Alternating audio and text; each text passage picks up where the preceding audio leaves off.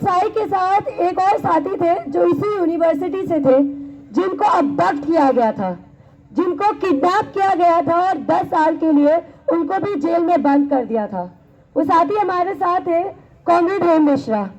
और मतलब साई और हेम ने एक युद्ध के बारे में बात फैलाई थी कि एक युद्ध चल रहा है जनता पे ऑपरेशन ग्रीन हंट के नाम से। मैं बस एक बात कहना चाहती हूँ कि वो युद्ध आज भी चल रहा है। Operation Samadhan Prahar, operation clean, operation octopus, Surajkund scheme, operation Kagar के नाम पे आज बस्तर में इस साल, केवल इस साल 300 आदिवासी पेजेंट मारे गए। ये है हमारी देश की सच्चाई कि every day an innocent is murdered just like Sai was murdered. And इसी के साथ मैं कॉमरेड हेम मिश्रा को बुलाना चाहती हूँ अपनी बात रखने के लिए।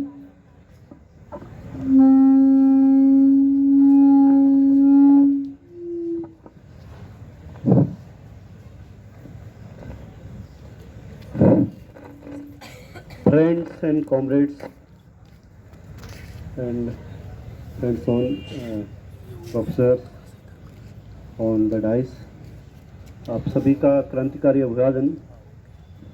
दोस्तों, आज से 6 महीने पहले मुझे इस बात पर बिल्कुल भी उम्मीद नहीं थी कि मैं 6 महीने बाद अपने इस कैंपस में खड़ा होके आप लोगों के बीच बात रख रहा हूँगा, लेकिन ये संभव हुआ मार्च में जब हम छूटे 7 तारीख को, 8 तारीख को बाहर निकले, 7 तारीख को बाहर आ गए थे और उसके ठीक 7 महीने बाद ये संभव हुआ। लेकिन मैंने ये कभी नहीं सोचा था मैं बाहर निकल के पहली बार मेरे जेल के 10 सालों के जो साथी थे, मेरे संघर्षों के साथी थे, कॉमरेड जीएन साई बाबा के बारे में मुझे बोलना पड़ेगा, उनके जीवन के बारे में बोलना पड़ेगा, और वो भी उनकी अनुपस्थिति में जब वो इस दुनिया में नहीं हूँ। लेकिन जैसे ही कल ये न्यूज़ आया, आई वॉज कम्प्लीटली स्पीचलेस। मतलब मैं क्या बोलूँ, क्या लिखूँ। तभी साथियों का फ़ोन आया कि आपको बोलना है। मैं समझ नहीं पा रहा था कि मैं जा पाऊँगा, मैं बोल पाऊँगा कुछ। सुबह तक मैं बहुत कन्फ्यूजन की स्थिति में था, लेकिन finally I decided to speak. मैं यहाँ पर साई की जो लेगेसी है, उसकी विरासत है, उसको अपहोल्ड करने आया हूँ। एक ऐसा साथी हमारे बीच शारीरिक रूप से नहीं है, जो इस सिस्टम द्वारा मर्डर, इसको मैं मर्डर कर दिया गया है। और वो कैसे कैसे मैं इसको मर्डर बोल रहा हूँ। मैं उनके साथ जो अंडा सेल है, नोटोरियस अंडा सेल ऑफ महाराष्ट्र प्रिजन्स, उसमें जो मैंने 1.5-2 साल नागपुर में उनके साथ बिताया, उसकी कुछ जो अनुभव है मैं आप लोगों के बीच साझा करूँगा। और आज हमारे जितने भी साथी हैं वो जानते हैं, सभी नारे भी लगा रहे थे स्टेट स्पॉन्सर्ड मर्डर है, और लेकिन मैंने वो क्यों है, कैसे स्टेट स्पॉन्सर्ड मर्डर है, और कैसे साई की हेल्थ पिछले 10 सालों में यहाँ तक पहुँच गई कि वो साथी बाहर आके 7 साल भी मतलब अपने परिवार के साथ, अपने कॉमरेड्स के साथ रह, 7 महीने से ज़्यादा वो समय नहीं रह पाए। दोस्तों, सन 2013 की बात है, और यहाँ पर हम लोग यूनिवर्सिटी की डिमांड्स को लेके कई हमारे साथी लोग, तब पुराने साथी शायद कैंपस छोड़ के चले गए होंगे, तब हंगर स्ट्राइक में बैठे हुए थे। जैसे अभी हाल में आप साथी लोग, जेएनयू के साथी लोग भी यहाँ पर बैठे हुए थे, वैसे वो लोग भी तब कई डिमांड्स को लिंगदो कमेटी की, प्रोबेबली शायद मुझे याद है, लिंगदो कमेटी की रिकमेंडेशन के खिलाफ एक हंगर स्ट्राइक चल रहा था, और मैं भी उसमें बैठा हुआ था। तो 20 अगस्त 2013 को मुझे पकड़ लिया गया। मैं उसको ज़्यादा नहीं जाऊँगा क्योंकि मुझे आज साई बाबा पर ज़्यादा बोलना है। उसके 9 महीने बाद 2014 में जब पुरानी सरकार चुनाव हो गए थे और एक फासिस्ट रिजीम इस देश की सत्ता में आने वाली थी, उसकी उस सरकार के आने से ठीक पहले साईं बाबा में एक रेडियो अंदर चलता था, उसमें अचानक सुबह 8 बजे हम 6 बजे 6:30 बजे हमको अपने सेल से खोलते थे तो एक रेडियो सुन सकते थे।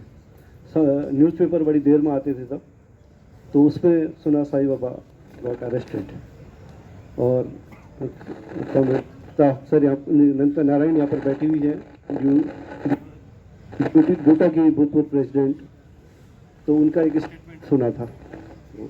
मैंने कहा फाइनली 90% डिसेबल्ड जो ह्यूमन राइट्स के लिए आवाज़ उठा रहा है, जो आदिवासियों के लिए आवाज़ उठा रहा है, जो दलित माइनॉरिटीज़ नेशनलिटीज़ के लिए आवाज़ उठा रहा है, उस आवाज़ एक 90% डिसेबल्ड पर्सन से क्या दिक्कत है स्टेट को।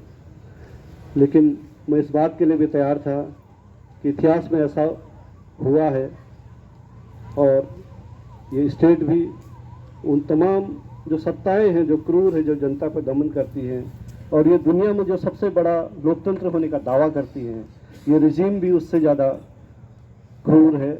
और उसको एक 90% डिसेबल्ड जो इस देश के प्रीमियर इंस्टीट्यूशन में पढ़ाते हो, उनको एक 10x10 के अंडा सेल में ला कर रख दिया गया। जब उनको यहाँ से लेके आए थे, अब इंस्टीट्यूशनल मर्डर की शुरुआत कहाँ से होगी? जब उनको यहाँ से लेके आए थे, नागपुर सेंट्रल प्रिजन के अंडा सेल में आने तक उनको टॉयलेट करने नहीं दिया गया था। उनको कहीं ऐसे कमोड की व्यवस्था नहीं की गई थी जहाँ वो यूरिन पास कर सके। तो 2 दिन तक साथी ने यूरिन पास नहीं किया था। और तब हम भी अंडा सेल में ही थे। तब majority of political prisoners are us in अंडा सेल। 30 सेल है, उसमें से 15-16 लोग हम पॉलिटिकल प्रिजनर्स थे जिनको नागपुर सेंट्रल जेल के अंडा सेल में रखा गया। तो उनको हमारे साथ नहीं रखा गया, उनको सेल के दूसरे हिस्से में रखा गया और वहाँ पर एक सेल में छोड़ दिया गया। वहाँ न तो कोई कॉमोड है और न तो खाने को कुछ है, और उनको उनके हाल पर रख करके बाहर से गेट को लॉक कर दिया। तो उसके लिए 2 दिन तक हमको लड़ना पड़ा कि वो साथी पानी पीने के लिए, 1 गिलास पानी पीने के लिए भी वो खुद नहीं चल सकते हैं। उनको उनके पास दवा नहीं है, वो बाथरूम कैसे जाएंगे, वो कपड़े कैसे धोएंगे, उनको साथियों की ज़रूरत होती है। तो इस बात के लिए हमें 3 दिन के लिए लड़ना पड़ा, हंगर स्ट्राइक करनी पड़ी। तब जाके उनको पहली बार एक चेयर दिया था जिसमें बैठ के वो टॉयलेट कर सकते थे। तो ये शुरुआत वहाँ से होती है, इंस्टीट्यूशनल मर्डर की शुरुआत होती है। उसके अगले 1 महीने बाद फिर हमको लड़ना पड़ा। साईं भी संघर्ष कर रहे हैं, लेकिन हम सेल के दूसरी तरफ हैं। दीवार बीच में एक दीवार है, उनके पास जा नहीं सकते, हम दूसरी तरफ लड़ रहे हैं। लेकिन लड़ झगड़ के हम 2 इनमेट्स को वहाँ भेजते थे कि आप जाइए, उनके साथ रहिए, उनके साथ दूसरा कोई व्यक्ति उनका वो नहीं कर पाएगा। तो हम बारी बारी से 2-2 लोग उनके पास जाते थे। और तो 2 महीने बाद उनको फिर हम जिस यार्ड में हमको रखा गया था अंडा सेल, वहीं लेके आया गया। फिर उसके बाद संघर्ष शुरू होता है कॉमोड बनाने का। उनको एक बेड चाहिए था जिसमें वो सो पाए, क्योंकि वो बाकी प्रिजनर्स को फर्श में सोना होता है। तो उनको एक बेड का एक चारपाई जो खाट होती है, उसकी लकड़ी की एक जो हार्ड उसका हार्ड सरफेस होना चाहिए, वो वाली खाट का हम डिमांड कर रहे थे। नहीं तो हाँ, वहाँ पर जो अवेलेबल थी, जब वो सोते थे तो वो बिल्कुल बेंड हो जाती थी, यू शेप कर्व हो जाती थी। तो उससे उनके जो स्पाइनल कॉर्ड है, उनके बोन्स में तकलीफ होना शुरू हो गई। तो उसके लिए संघर्ष करना पड़ा 6 महीने से लगभग, क्योंकि 1 दशक का समय हो गया तब से। तो कई चीज़ें फैक्चुअली थोड़ा ऊपर नीचे हो सकती है, लेकिन कंटेंट वही होगा, डेट्स थोड़ा वेरी कर सकती है। तो करीब 1 साल के बाद वहाँ पर कॉमोड बिठाया गया संघर्ष के बाद। उनको घर से मुलाकात आते थे, दिल्ली से उनके भाई आते थे, हैदराबाद से। उनको जो मुलाकात लेने की जो जगह होती थी, वो आदमी उठ नहीं सकता है, तो उसको मुलाकात वो जाली से, उनके घर वाले उनको देख भी नहीं सकते। तो ऐसी जगह से बगल में शोरगुल हुआ करता था, उनको वहाँ से मुलाकात लेनी पड़ती थी। इस तरीके से लगातार टॉर्चर हो रहा है। तो वो मुलाकात के लिए वहाँ संघर्ष करना पड़ा ताकि उनको ऑफिस के अंदर मुलाकात देनी पड़े। तो बाद में जाकर के लॉयर्स ने अंदर से हंगर स्ट्राइक हुआ, साईं बाबा खुद हंगर स्ट्राइक किए, तब जा करके उनको मुलाकात के लिए जो वहाँ का सीनियर जेलर होता है वहाँ उनको मुलाकात करने का अवसर मिला। तो हम लोग जो 15 लोग थे बारी बारी से उनके सेल में रहते थे। उनको कभी दवा की ज़रूरत होती है, कभी रात में उनके बैक में पेन हो रहा होता है, तो ये लगातार हर चीज़ उनको देना पड़ता है, क्योंकि वो उठ के जहाँ रखी होगी, छोटी सी जगह है, कई चीज़ चारपाई के नीचे रखनी पड़ती थी तो वो ले नहीं सकते। पानी नीचे रहेगा तो वो चारपाई से, मान लिया इतनी ऊंची चारपाई है तो वो झुक के वो पानी की बोतल को नहीं ले सकते और चारपाई में रख नहीं सकते, गिर जाएगा। तो ये उस आदमी के सामने एक एग्जिस्टेंशियल क्राइसिस आ गया। तो उसके लिए 2 साथियों की लगातार ज़रूरत पड़ती थी, तो हम बारी बारी से वो सब करते थे। लेकिन उसके बाद भी जो उनका दवाओं का ज़रूरत होता था, मान लिया दर्द हो रहा है तो वहाँ सारे बीमारियों के लिए एक ही इलाज होता है, वो रामबाण। तो हम उसकी मजाक उड़ाया करते थे। एक पैरासीटामोल मिलता है वहाँ, एक रेनिटिडिन की गोली मिलती थी और एक सिट्रिजिन मिलता था। सारे बीमारियों के लिए वो 3 दवाएं वहाँ उपलब्ध हो रही थी। जबकि साईं बाबा को हार्ट प्रॉब्लम है, बैक का पेन का ज़रूरत है, बीपी उनका ज़्यादा है और तमाम की 10-15 बीमारियाँ उनको पहले से हैं, लेकिन उनको मेडिकेशन नहीं मिल रहा था। साईं बार बार लेटर्स में लिख रहे थे, लॉयर्स को लिख रहे थे। दिल्ली में डेमोक्रेटिक जो उनके कलीग्स हैं, डेमोक्रेटिक राइट्स जो ऑर्गेनाइजेशन है, इंडिविजुअल्स हैं, स्टूडेंट्स हैं, लगातार आवाज़ उठा रहे थे। कोर्टों में लगातार दिया जा रहा था, लेकिन उनको जो डायरेक्ट रिलीफ की बात होती है वो टाइम पर नहीं मिल पा रहा। मान लिया उनको दर्द से 4 दिन हो गए, दर्द हो रहा है तो गोलियां मिल रही 10 दिन बाद। तो ये इसलिए जो ऑर्गन जो आज डैमेज हो गए, एक के बाद एक ऑर्गन, किडनी फेल हो गया, लास्ट में हार्ट अटैक हो गया, पहले स्टोन हो गया, उसको ऑपरेशन किया तो ब्लड निकलने लग गया, फिर उसके बाद किडनी काम करना बंद कर देती है और अंत में उनका हृदय काम। इतना विशाल हृदय का आदमी, उसके पूरी दुनिया के शोषित उत्पीड़ित लोगों के लिए सोचने वाला, जिसने पूरी जिंदगी भर उनके लिए संघर्ष किया और उनका हृदय रुक जाता है। तो ये एक स्टेप बाय स्टेप, ये तो हमने अंडर ट्रायल में मैं 1-1.5 साल उनके साथ रहा, क्योंकि मैं 2013 में पकड़ा गया, वो 2014 में आते और उनके बाद फिर एक सो मोटो कॉग्निजेंस लेकर के बम्बई हाई कोर्ट का चीफ जस्टिस उनको बेल दे देता है। तो मेरी बेल उनके बाहर आने के बाद 3-4 महीने बाद होती है, लेकिन उसके बाद भी हाई कोर्ट में कॉन्ट्राडिक्शन आता है और वो 3 महीने की जो मेडिकल बेल उनको मिल गई है उसको भी पूरा करने का समय उनको नहीं दिया और उनको फिर से वापस मैं बाहर आ गया, लेकिन मेरा कॉमरेड, मेरा साथी, मेरे जेल के दिनों का साथी, वो फिर से अंदर जा रहा। और उसके बाद फिर सुप्रीम कोर्ट से 7-8 महीने बाद, फिर 9 महीने शायद, फिर सुप्रीम कोर्ट से उनको जमानत दी। तो हम तो एक जमानत के लिए लड़ रहे हैं, वो साथी अपने सर्वाइवल के लिए लड़ रहा है, वो साथी अपने ट्रीटमेंट के लिए लड़ रहा है साथी। और लेकिन मैं जितने समय भी उसके साथ रहा, एक भी पल उस साथी ने निराशा नहीं दिखाई। हमेशा बोले साथी हम सब बाहर निकलेंगे और हमें यहाँ भी संघर्ष करना है। और जो आदमी दवा के बिना उसका जीना मुश्किल है जेल में, वो आदमी 10 दिन तक हंगर स्ट्राइक करता है। और जो दवाएं घर वाले उनके हाथ में दें, ड्राई फ्रूट्स जो उनको जीने के लिए चाहिए, वहाँ का खाने में कोई भी पौष्टिक तत्व नहीं होता है, बिल्कुल वो जैसे एक जिंदा रखने के लिए दिया जाता है, लेकिन वो साथी को दवाएं खानी है, उसके साथ कुछ पौष्टिक प्रोटीन चाहिए, प्रोटीन डाइट चाहिए, कुछ नहीं मिलता है। तो उसके लिए ड्राई फ्रूट्स घर से उनके लावर से दें या घर वाले दें, उसके लिए साथी ने सबसे पहले हंगर स्ट्राइक शुरू किया। तब जाकर के हाई कोर्ट जो सेशन कोर्ट में जब वीडियो कॉन्फ्रेंस में लिया और बोला कि आप हंगर स्ट्राइक मत करिए, हम आपको अलाउ करते हैं। तो उनकी दवा, उनका खाना पीना, उनका चारपाई, सब उनको उनके शरीर की कीमत पर मिल रहा है। शरीर लगातार डैमेज होते जा रहा है और उसकी कीमत पे। तो पहला, इस संघर्ष का पहला पड़ाव हमने बेल के रूप में जीत लिया। वो जो थोड़ा राहत थी हमको, वो 1-1.5 साल के अंदर, किसी को 1.5 साल, किसी 1 साल में वो राहत खत्म हो गई। और 7 मार्च 2017 को फिर हमें लाइफ सेंटेंस मिल गया, और जिसमें जो जज हमको लाइफ की सज़ा सुनाते हैं वो लिखते हैं कि ये सज़ा काफ़ी नहीं है। एक 90% डिसेबल्ड पर्सन जो पूरा मेडिकेशन पे जिंदा है, उस आदमी के लिए हमारे जो न्यायपालिका में बैठे हुए लोग हैं वो लिखते हैं इनको इससे भी ज़्यादा हार्श पनिशमेंट दिया जाना चाहिए। They knew he is going to die one day because he knew his health conditions despite of that। जहाँ से हम न्याय की उम्मीद करते हैं, हम संविधान बचाओ का नारा आजकल पिछले कुछ सालों से बहुत जोर शोर से उछाल रहे हैं, और जिस जुडिशरी से हम न्याय की बात कर रहे हैं वहाँ के लोग लिख रहे हैं कि उनको हम फांसी दे देना चाहिए। जो आदमी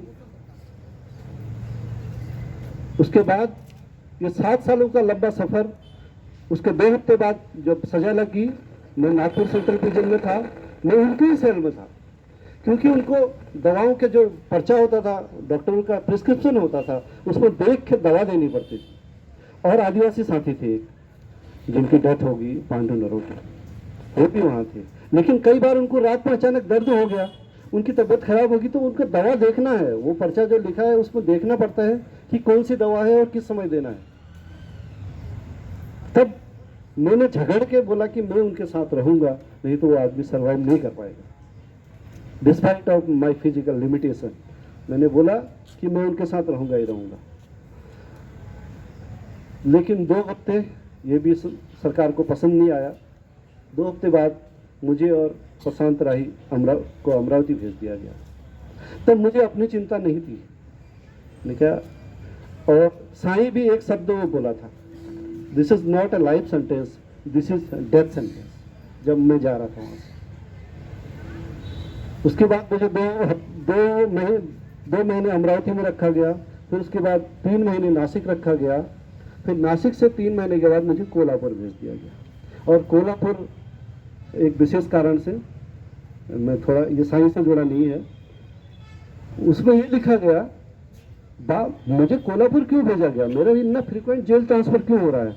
लेकिन बाद में पता चलता है, एक सीनियर ऑफिसर बताता है मेरे को जेल का, तुम्हें इसलिए भेजा गया है, जिस जज ने तुम्हें सज़ा दी है वो नासिक सेंट्रल जेल, नासिक जिले में उनका ट्रांसफ़र हुआ है, और उसने वहाँ के पुलिस से ये मांगी है कि उनकी सिक्योरिटी ब्रीफ अप बढ़ा दिया जाए ताकि मैं वहाँ हूँ। इस कारण के चलते मुझे नासिक से कोल्हापुर भेज दिया जाता है, और वहाँ मुझे राउंड द क्लॉक फिर बंद रख दिया जाता है। लेकिन ये कोई बात नहीं, ये क्योंकि मेरे लिए जेल का संघर्ष था, मैं जेल में हूँ, लेकिन मुझे लिए ये बड़ी बात नहीं थी। मेरा एक ही सबसे बड़ा मतलब मेरे दिमाग में एक ही बात थी कि साईं कैसे सर्वाइव करेंगे जेल में, कि वैसी हालत में कैसे उनको दवा मिल रहा होगा, कैसे, वो सब सोच रहा था। लेकिन लगातार, क्योंकि वहाँ मैं पूरा कटअप हो गया था, केवल घर के द्वारा कभी कभी लेटर्स में मेरे को बात पता चलती थी, साईं का बारे में पूछ लिया करता था कैसे है क्या है, और कभी कभी उनका वो पिटिशन पैरोल के लिए जो न्यूज़पेपर्स में आती थी उनके द्वारा ही मुझे पता चलता था कि उनके साथ क्या हो रहा है। और पूरे 7 साल का जो उसके बाद का पीरियड है, कभी ऐसा जेल का जीवन से मतलब तंग आकर कभी लो फेज में होता है आदमी, मतलब कभी लो फेज आता है आदमी के जीवन में। लेकिन जब भी मेरे साथ ये हुआ, तभी एक ही चेहरा मेरे सामने आता था, नहीं, साईं बाबा मेरे से ज़्यादा, कई गुना ज़्यादा कंडीशन में नागपुर सेंट्रल जेल में है, और he was struggling at that time for his survival, for his release. तो उसे वो चेहरा मेरे दिमाग में आता है तो मैं सब चीज़ भूल जाता था, और पूरी दृढ़ता के साथ वो जेल जीवन को मतलब निकालता था। दोस्तों, ये तो एक जेल जीवन का उनके साथ जो गुजारे हुए पल हैं, लेकिन साईं बाबा, इससे आप पूरी तरह अब समझ में आ रहा होगा कि कैसे कैसे कैसे कैसे एक लगातार उनको एक सिस्टमेटिक मर्डर उनका की हुआ है।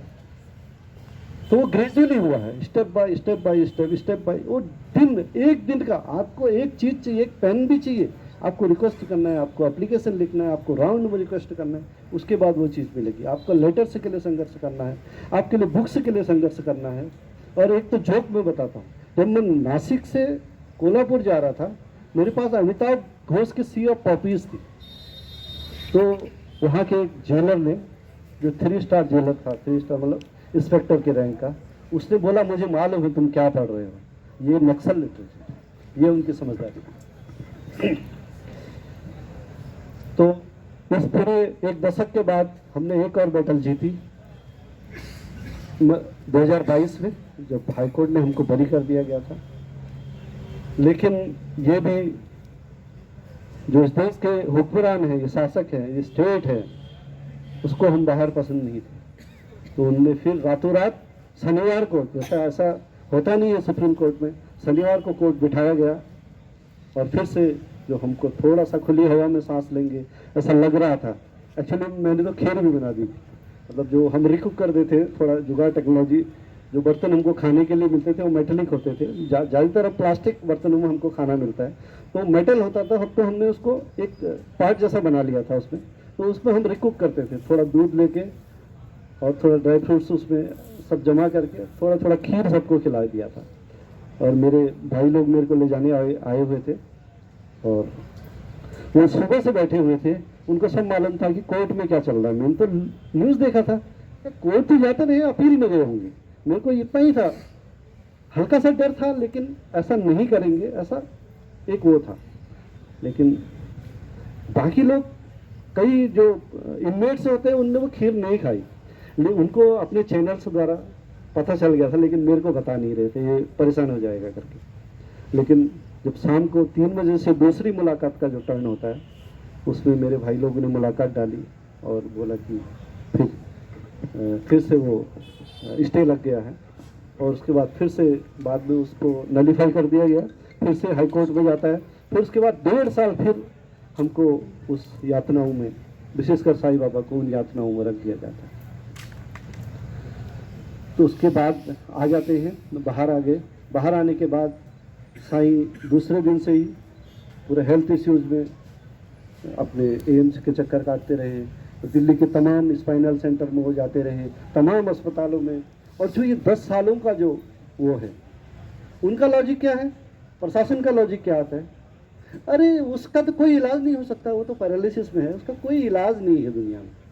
तो वो खाली साईं बाबा मतलब वो कर रहे हैं, उनका कोई इलाज नहीं है। और कागजों में जब कोई RTI मारेगा, कभी कोर्ट उनसे पूछेगा, कोई मेडिकल बिल के लिए उनके लगाया जाएगा, तो कागजों में सब लिखा जाएगा, हम उनको प्रॉपर मेडिसिन दे रहे हैं, हमने उनको ये सुविधा दे दिया, हमने उनको 2 लोग दे दिए।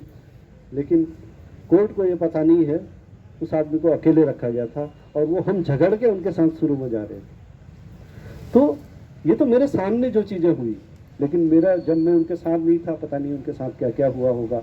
कई चीज़ें जो उन्होंने लिखी होंगी, कई चीज़ें अपने घर वालों को बताई होंगी, अपने दोस्तों को पत्रों के द्वारा बताई होंगी, लॉयर्स को बताई होंगी। और कई चीज़ें ऐसी छोटी चीज़ें होती हैं, लेकिन बहुत महत्वपूर्ण चीज़ें होंगे जो वो क्या पता आगे दुनिया के सामने लाने की सोच रहे होंगे। तो ये सब हुआ होगा। लेकिन इस साईं बाबा से क्यों डरता है ये स्टेट, क्यों, मतलब साईं बाबा एक 90% डिसेबल्ड व्यक्ति नहीं है, वो एक विचार है। उस आदमी ने इतना टैलेंट होने के बावजूद, एक हम्बल बैकग्राउंड से आते हैं और गांव में बहुत गरीब परिवार से आते हैं।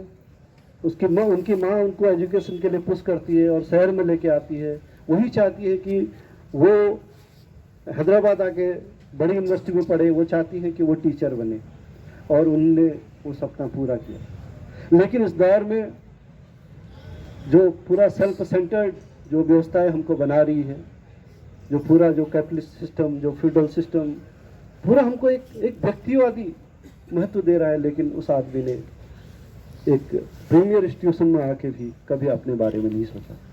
वो अपने स्टूडेंट्स लाइफ से भी स्टूडेंट के लिए आंदोलन करते थे, सड़कों पर आते थे, छात्रों को जागृत करते थे।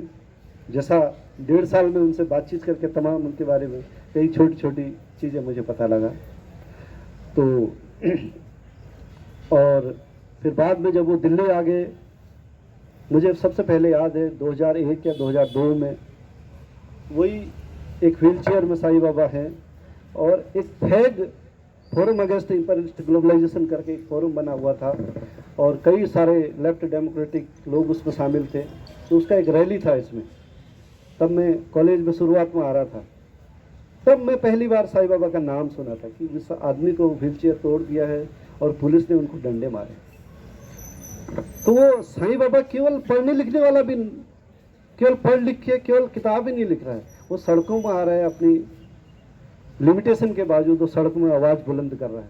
वो पुलिस के डंडे से भाग नहीं रहा है, वो उनका सामना कर रहा है। ये साईं बाबा है। तो साईं बाबा एक विचार है और जो वो इस विचार से ये सत्ता डरती है। साईं बाबा, अभी साथी लोग बता रहे थे कि आदिवासियों को उनके ज़मीन लेने के लिए ऑपरेशन ग्रीन हंट की शुरुआत 2009 मतलब 2006 से 6-7 से शुरू होता है। उसके खिलाफ लगातार दिल्ली में तमाम बुद्धिजीवी, लेफ्ट डेमोक्रेटिक लोग, ह्यूमन राइट्स के लोग, वो सब मिलकर, जिसमें सुरेंद्र मोहन, बी.डी. शर्मा, एस.आर. गिलानी, इस तरीके के तमाम सारे लोग, टीचर्स, प्रोफेसर, स्टूडेंट्स लोग, तो जनता जो आदिवासी अपने ज़मीन को बचाने के लिए जो संघर्ष कर रही है, उसका जो दमन हो रहा है, गांव के गांव को जलाया जा रहा था, लोगों को घरों से निकालकर कैंपों में रखा जा रहा था, गोलियां मारी जा रही थी, रेप हो रहा था, उसके खिलाफ साईं बाबा आवाज़ उठा रहे थे। न कि केवल इंडिया में बल्कि पूरी दुनिया के लेवल पर उन्होंने उस आवाज़ को बुलंद किया था। तो सबसे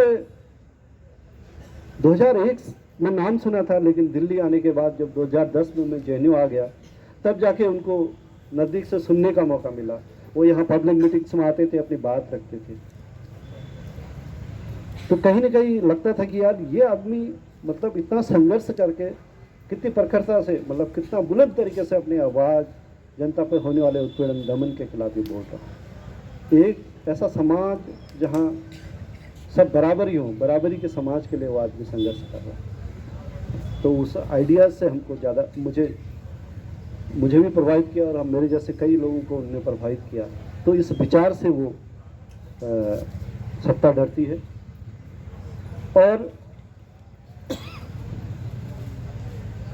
उसके बाद 2013 के बाद तो आपको मालूम ही है, क्योंकि पूरे MNCs का दबाव है, कई मल्टीनेशनल कंपनियों का वहाँ उन इलाकों में पैसा लगा हुआ है, उनका लगातार प्रेशर बन रहा है। तो इसलिए लगातार वो कोशिशें, शायरी को साइलेंस करने की जो कोशिशें हैं, वो पहले से ही शुरू हो चुकी थी, पहली सरकारों द्वारा ही शुरू हो चुकी थी और फाइनली उनका मकसद 2014 में पूरा हुआ, उनको जेल में डाला गया। लेकिन वो उसको जिंदा नहीं छोड़ना चाहते थे, वो उनको सिस्टमेटिकली मार देना चाहते थे। जैसा जजमेंट से, जैसा जेल में उनके साथ हुआ, जैसा लगातार उनके साथ हुआ, ये सब हमारे सामने। तो दोस्तों, आज हम यहाँ पर एक ऐसे इंसान, इस देश की मिट्टी के ऐसे बेटे को याद कर रहे हैं, जो पूरी जिंदगी, जिसने इस दुनिया के सबसे शोषित, उत्पीड़ित लोगों के बारे में सोचा, आदिवासियों के बारे में सोचा, माइनॉरिटी के बारे में सोचा, महिलाओं को हो रहे उत्पीड़न के बारे में सोचा, और उसके खिलाफ जो संघर्ष, अपने इस तरह उनके खिलाफ जो साईं के सामने इतनी मुश्किलें आई थी, उसके खिलाफ, मतलब उसके बावजूद भी उनका वो जो हौसला, वो कभी नहीं टूटा था। मैं अभी एक इंटरव्यू देख रहा था, जब इस कैंपस के पूर्व अध्यक्ष कॉमरेड सीताराम येचुरी का फंडल मीटिंग था, तो उनका इंटरव्यू लिया गया था। तो एक बात बोल रहे थे, वो विचार पर कितना उनका, अभी उस फंडल मीटिंग में बोला कि इस दुनिया का में जो ये तमाम चीज़ चल रहा है, उसका एक ही सॉल्यूशन है, वो है समाजवादी व्यवस्था। तो विचार पर इस तरह का उनकी प्रतिबद्धता थी। तो ऐसे साथी को हम याद कर रहे हैं और ऐसे साथी की हम लेगेसी को याद कर रहे हैं। और दोस्तों, ये मौत नहीं है, ये एक हत्या तो है ही, लेकिन हो सकता है सत्ता इसको हत्या मान ले, और हो सकता है उनको ये लगता हो कि साईं को उनने साइलेंट कर दिया। लेकिन साईं केवल मुँह की आवाज़ नहीं है, साईं एक विचार है। हम कुछ दिन पहले भगत सिंह की जयंती मना रहे थे। भगत सिंह बोलते थे, जब उनको फांसी का देना तय हो चुका था, तब वो बोलते हैं, हवा में रहेगी मेरे ख्यालों की बिजली, ये मुझसे खाक है पानी रहे न रहे। तो दोस्तों ये साईं एक विचार है। तो इनका शरीर आज हमारे साथ नहीं है, लेकिन इनके जो ख्यालों की बिजली है उस देश के शोषितों के साथ, आदिवासी के साथ, छात्रों के साथ, महिलाओं के, सबके दिल में हमेशा एक प्रतिरोध की ज्वाला बनकर हमेशा रहेगी। और इन्हीं शब्दों के साथ मैं अपनी बात को ख़त्म करता हूँ और ऐसे एक कॉमरेड को अपना लाल सलाम पेश करता हूँ।